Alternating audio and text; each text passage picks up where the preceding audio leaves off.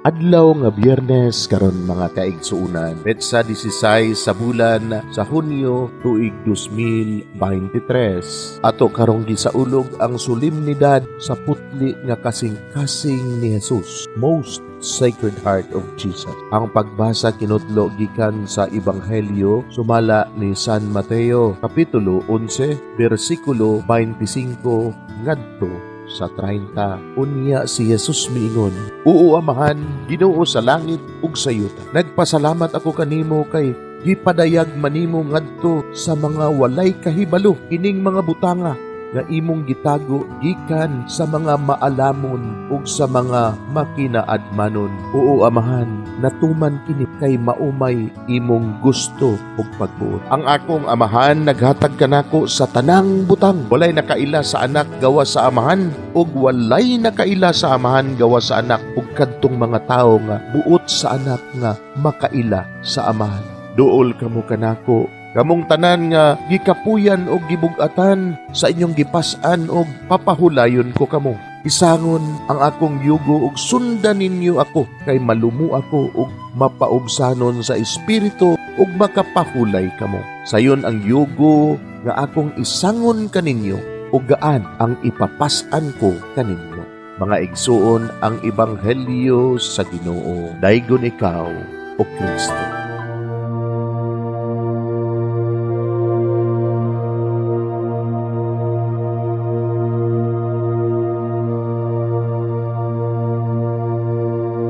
Pagampo sa dili pa magsugod sa trabaho. Magampo kita. Sa ngalan samahan, sa Anak ug sa Espiritu Santo. Amen. Langit no namong amahan, sa among pagsulod nining trabahoan, among gidala ang imong presensya uban kanamo.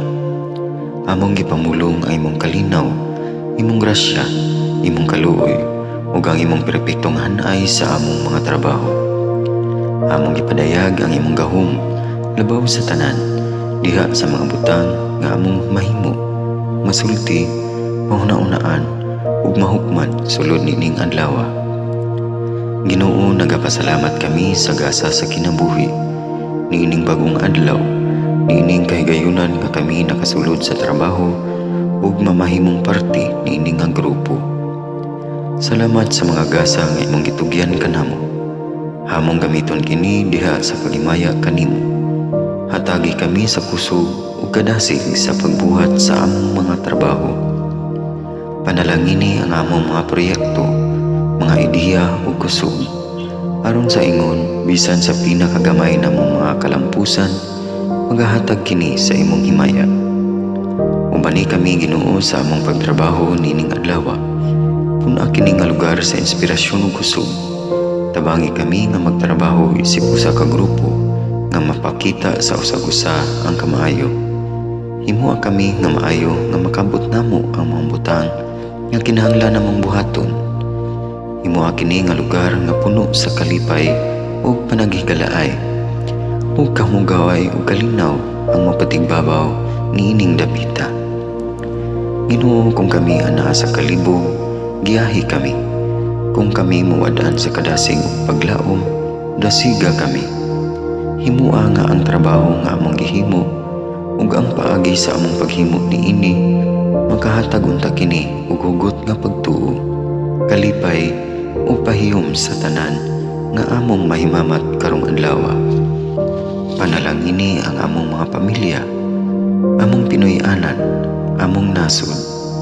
Himua nga magmatidud-anon kami sa pagtagad ug pag-amuma sa kalikupan ug sa tanang may kinabuhi diha sa pagbuhat kanamo sa pagkabuot sa imong pangandoy alang sa hustisya ug kagawasan. Ug Ginoo, sa among pagbiya nining lugar, tagay kami sa imong panalangin ug kaluoy sa among pagbiyahe. Panalangini ang among mga pamilya ug Pinoy-anan nga anaunta sa maayong kahimtang sama sa among pagbiya kanila.